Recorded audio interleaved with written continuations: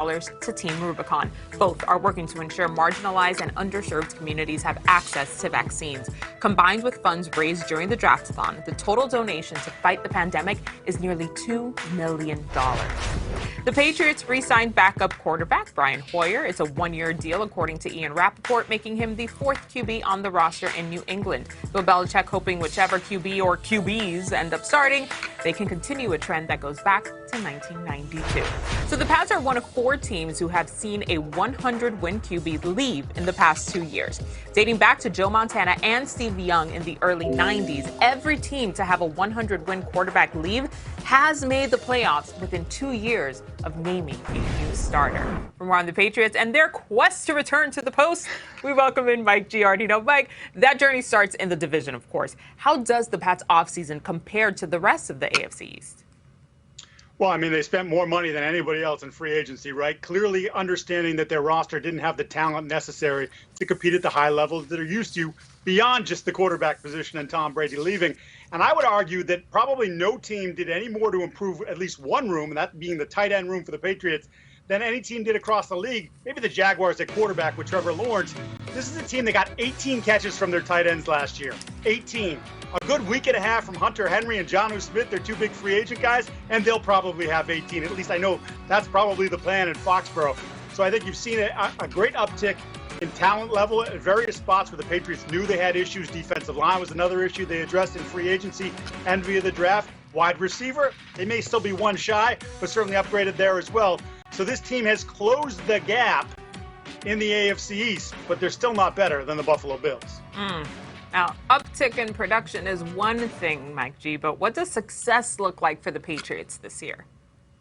They got to get back to the playoffs. I mean, unacceptable was the term used by so many people around the building, including the owner, Robert Kraft, about how last season went 7-9. It's just not what they expect there. And you saw the reaction to it via how they spent money in free agency and then drafting a quarterback, Mac Jones, in the first round. But to me, it's not just getting to the playoffs, but based on the money that they're outlaying for some of these players, it's winning at least a playoff game. It's making yourself heard once again, not only in the division, but in the AFC and around the league. I think there's a high standard here. And I think with the money outlaid, they better be up there because, look, then you'll say to yourself, wait, they spent all that money and they're a 9-win team, 9-8, 10-7, and losing the playoffs? Is that really worth it?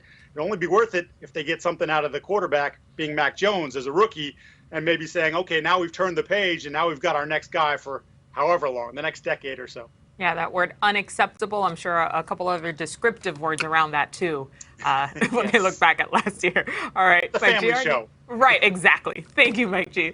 All right, here's what the entire division is looking like ahead of 2021. A look at the AFC East standings after the 2020 season in order.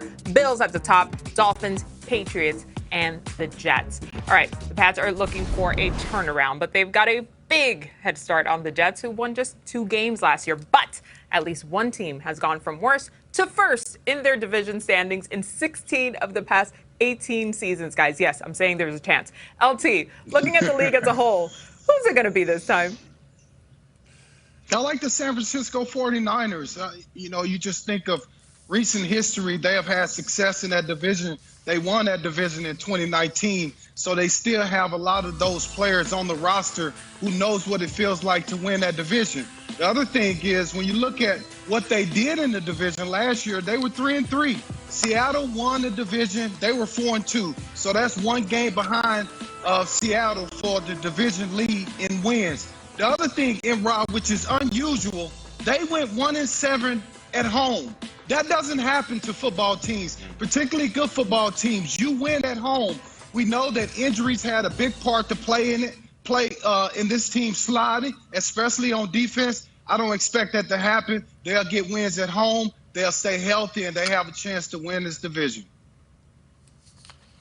Yeah, you're right about that, LT. Again, like we said it earlier in the show, it's not often that a team as talented as the San Francisco 49ers incurs that many injuries and picks that high in the draft. So I totally agree with you on that with regard to the NFC West. But I'm going to go to the AFC South, and I'm going to say the Jacksonville Jaguars, man. They have Trevor Lawrence, their new quarterback, stepping into the building. To me, they have a chance to go from worst to first. You look at out in Houston, Deshaun Watson's probably not going to show up. You got Carson Wentz in Indy, right? People say that he had some things, some confidence issues that Frank Reich has to sort out. Tennessee just lost their play caller, who's now the head coach with the Atlanta Falcons. So I think it's wide open for the Jacksonville Jaguars. You look at their roster, you have guys like DJ Chark, Marvin Jones, and then the running backs, LT. You talk about Travis Etienne and James Robinson. You have Carlos Hyde. They have a group of running backs that Darrell Bevell, offensive coordinator, can use, can lean on, and can help a young quarterback. So I think Jacksonville Jaguars, they have a high probability or a high chance to go from worst to first. Yeah, they brought in some guys on defense, too, during free agency as well. But I do agree with LT that it is likely going to be the 49ers. The injuries were the start and the end of the season for them. I think they had, up to 16 would-be starters miss time with injuries in 2020. They need to sage the whole thing before training camp. All right, guys, thank you. There you go. In 11 seasons, Carlos Dunlap has racked up 87.5 sacks.